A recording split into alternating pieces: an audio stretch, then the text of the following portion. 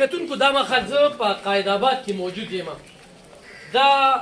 لاره چیرچا جوړه کړې ده؟ ښې کړې دي ځکه چې دلته کیمر سکول دی او په کیمر سکول کې په سوونو ماشومان دي نو هغه په دې سکول باندې دي.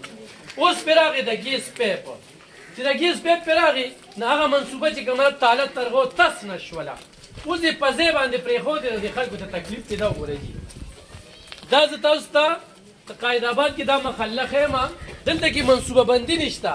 زه خیران یم دغه انجینرانو ته چې دوی کله یو لار جوړوي او کورونه پرې ویني او د یو داسې آباده ګلې چېرته کمرشل ایریا ده ام سی ایریا ده دلته کې به خلکه ګیس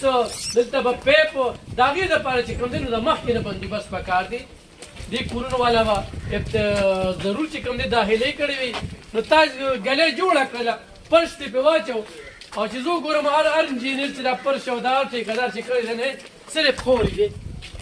صرف خوري پروانونه کې هم ښه اسانه ده دغه خبره هم نشته دی. خو دلته خو سزا او جزا شته دی نو د ړنده حکومت دی وړنده انتظامیه د ویلالامې سوداګر دی بستوړي بستوړي نه وشته رانه نه.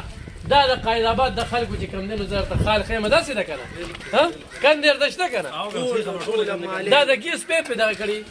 دا ګیس دپاره پلاستیک پیپ لګوي او دا به څومره موده مخکې دا روډه جوړ شوي؟ دا باید تقریبا یو کال به کېږي او کال پسې درته بیا کندې او بیا به دا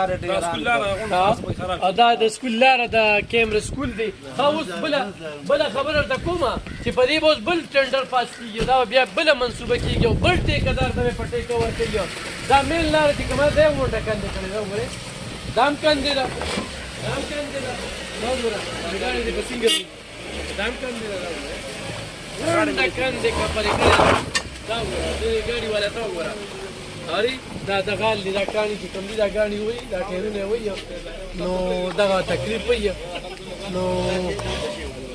دې خواته وګوره دې خواته لوی ډیپې داري دا لې او دا سره ټیمې دا خیم خدا ایم سی ایریا ده چې زما د ایم سی ایریا دا لیدې دې دغه ته وګوره دا اوبه چې کوم دي دا په دې باندې دا دغه کېږي دا کمرشل ایریا ده داسې ځای درته زه نه ښیم ښه دا کوم ځای چېرته ښیم او دا کندې کپرې نو دغه زمونږ منصوبه بندي ده دا د خزانې بچت دی دا قوم سره چې کومه ده مخلصي ده او دا زمونږ د 4 سري ترقي ده یوه ښه او غم څخه وختله چېرته یو لارې مخکې یو کال دی حکومت جوړه کړې وه د دې د ایم پی ای نه به دا خلک خوشحاله شي ولا بیا کندې کړي دا چا جوړه کړې دی خو هر شي که نه لږ هم پیو کپې چېرته داسې چې دوی پې برید تاویي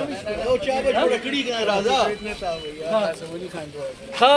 مونږ وی ګوره مونږ وی خو چېرته د حکومت چېرته کار کړی دی دا مې ورته دوی دا کار خو د خو دا قاسم علي خان جوړه کړې ده. یقینا خلکو ته ډېر زیات تکلیف دی او د دې خلاف کاروي پکار ده چې کوم خلک ملوث دي او پوري دي ورته د لارې بند کړي او پوري دي ورته د پیپ واچي. خلکو ته ډېر زیات تکلیف دی او ماشومانو ته کیمر سکول ته ځي هغوی ته ډېر زیات تکلیف دی.